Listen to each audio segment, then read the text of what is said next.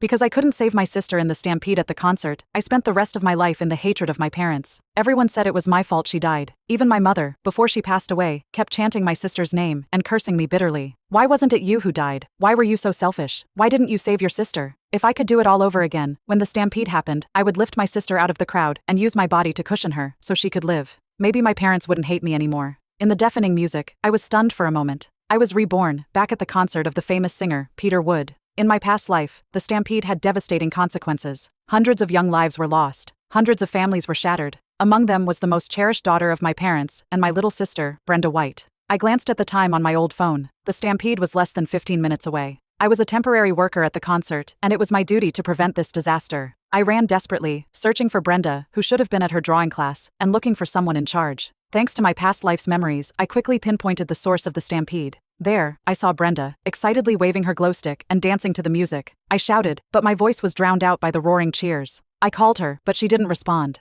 In my work uniform, I squeezed through the crowd, trying to clear a path and move the fans away. But no one listened. The view was too good. No one wanted to move. Just 7 feet away from Brenda, I looked up and saw her arguing with a girl in front of her. With 2 minutes to go before the stampede, I didn't want to live with regret this time. I pushed through the crowd like a fish fighting the waves, desperately making my way to her. Just as I was about to reach her, the girl in front of Brenda collided with the barrier and fell, dragging Brenda down with her from the 3-foot-high platform. My heart sank. Screams erupted from below, but they were swallowed up by the crowd. Most of the excited young people didn't even notice what was happening and moved forward, driven by the momentum. Without barriers, people began to fall one by one. I blocked the crowd from the side, pulled out a strong guy, and told him to stop others from approaching the collapsed platform. Then a few temporary workers joined me in trying to control the crowd. I jumped down from the platform, calling out urgently for Brenda and searching for her. It was dark below, lit only by flashing outside lights. "Sis, help me, I'm here, my foot is hurt," Brenda cried out. Her voice was with distress. I barely had time to feel the nostalgia of being called sis and couldn't pay attention to the surrounding cries for help. I held her up by her waist, trying to lift her. She was still crying and complaining, not wanting to stand up. The concert reached its climax, and fans were so focused on their idols that they surged forward like a wave. The staff couldn't stop them. It was too late. "Brenda, if you don't want to be crushed down here, get up immediately. I'll get you out," I said. Perhaps my urgent and fierce expression scared her, or maybe seeing people falling from above made her realize the severity of the situation. Her eyes flashed with panic. She grabbed onto me and stood up. She ordered, "Rose, I'm the star daughter of my parents. You promised them you'd take care of me. You have to get me out." I ignored her, scanning the area for any way to climb up or tools. If we didn't get out soon, the whole platform would collapse. I crouched down and grabbed Brenda's legs. "I'll lift you while you stretch out to find something to climb up on," I said. As soon as I lifted her, someone above kicked her in the face, and she fell back down. She covered her face unhappily. "It's not high enough, and there are too many people up there. You crouch down, and I'll step on your shoulders to get up," she grumbled. I couldn't quite describe how I felt, but to save her life, I did as she asked. Even though I was 4 years older than Brenda, I was weaker. Her feet on my shoulders felt like they were grinding my bones. I pushed against the ground and held myself up, slowly lifting her higher. "Higher, higher," Brenda urged. She stepped heavily on my right shoulder. My legs trembled. I took a deep breath, gritted my teeth, and tried to straighten up. I held my breath, afraid that if I exhaled, I wouldn't be able to keep going. I didn't know how long it lasted, my cheeks burning red and my head feeling like it was going to explode. Finally, Brenda found something to hold on to. The weight on my shoulder was gone. She stepped onto my head and nimbly flipped up. I was thrown back down to the bottom. She patted her chest, breathing heavily, and looked down at me with a smile. She reached out her hand, but before I could respond, she pulled it back as if afraid I'd pull her down again. With a quick, evasive glance, she shouted something at me and turned to leave. It seemed she said she would find someone to rescue us. A corner of my clothes was grabbed by a girl who looked even younger than Brenda. Her face was streaked with tears. She pleaded, "Could you help me up too? My parents must be so worried about me." It seemed that apart from me, every other child had parents who cared for them. I smiled bitterly and crouched down. The little girl cried as she climbed up, repeatedly saying, "Thank you so much." More and more people climbed onto my shoulders, thanking me as they did. People kept falling off, and more kept climbing on. My shoulders were battered, and I was covered in blood and flesh. I told myself that it was okay, and that I could save as many people as possible. As I shakily lifted yet another person, the platform couldn't hold up any longer and collapsed with a thunderous crash. I fell to the ground, crushed at the bottom, and exhaled deeply. Why am I reborn on this day? I thought.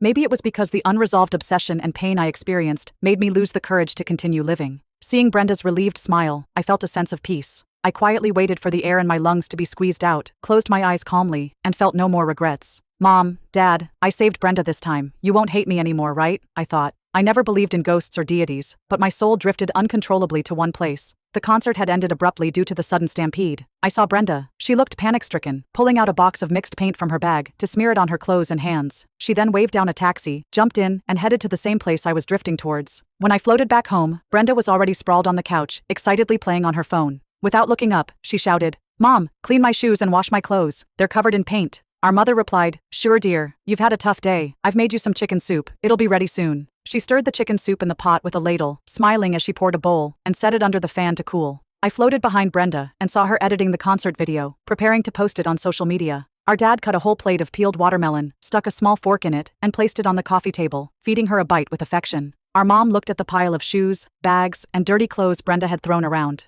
She sulked. "Where is that useless Rose? She didn't come home for dinner, and now that Brenda is back from painting, she's still out messing around. She doesn't care about how hard we work. That ungrateful girl should just stay out there and never come back." My dad got up and threw the dirty clothes into the basket. "If she stays out there, it's less worry for us. But who will do the laundry and cooking then? Luckily we have another daughter, Brenda. When you grow up and become a famous painter, hire a maid for your mom. Then your mom won't have to see your sister's face every day. Isn't that right, Brenda?" Hearing my parents' words, even as a soul, I couldn't help but feel a chill. In this house, I was just a servant at their beck and call. Even a servant got paid. I wasn't even that lucky. And now, as they wished, the daughter they despised was truly dead out there, never to return or annoy them again. Brenda kept her head down, fiddling with her phone, blocking 6 posts from the concert my parents had sent. She took a moment to comfort them, saying, "Don't worry, I'll buy you a big villa and a luxury car, and I'll hire 8 maids for you too." Our parents couldn't stop smiling. After the chicken soup cooled down, our mother handed it to Brenda. She said, "Drink up, Brenda. Don't let your sister see. She's so greedy she'd eat a whole chicken. And your dad picked out the sweetest watermelon for you. Don't leave any for your sister." Our dad swallowed as he watched the chicken soup. Brenda finished the bowl in one gulp, ate a couple of pieces of watermelon, and nodded eagerly. I could only smile bitterly. The next day was Sunday. Our mom got up in the morning and saw the laundry basket was still full. Her expression darkened immediately. She grabbed the clothes rack and kicked open my bedroom door. The so-called bedroom was a tiny storeroom, just big enough for a single bed.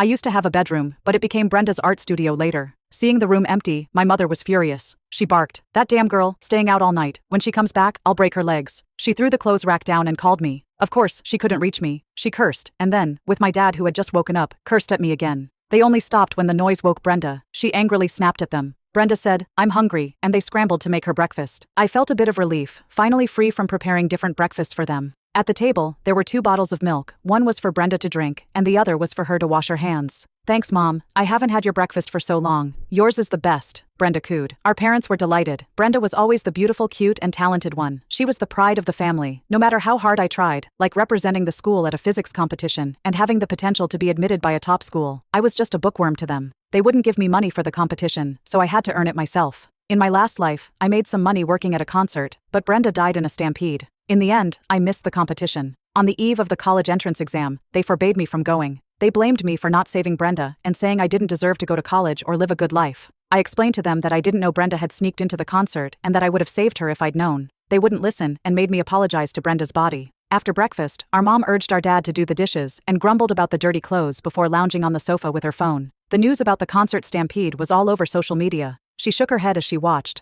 "Look at these young people, wasting their time on concerts. Tickets cost almost $10,000. Your dad and I can't even afford the cheapest one. Crazy. Why don't they rob a bank instead?" "Brenda, don't be like these idiots. None of them amount to anything," she said. Brenda's face twitched with anger. "Well, now things are messed up, right? People have died, right? Brainless fans are trash and poison for society," our mom added. Brenda shot up from her seat. She grumbled, "Mom, why are you so mean? Can't you be a bit kinder?" She then stormed back to her room, leaving our mom puzzled. To support her favorite star, she argued with our mother. It seemed she didn't remember at all that I stayed in the pit to save her and might have become the so-called trash and poison our mother mentioned. Our mom received a call from the police, asking them to come and claim my body. My parents were stunned. My mom, still angry from Brenda's outburst, snapped, "Is this some actor Rose hired, playing tricks now? What a sick joke. Tell her to get back here and wash the dirty clothes." I didn't hire anyone. I was really dead. If they knew I died trying to save their dear daughter, would they feel even a little guilty or regretful?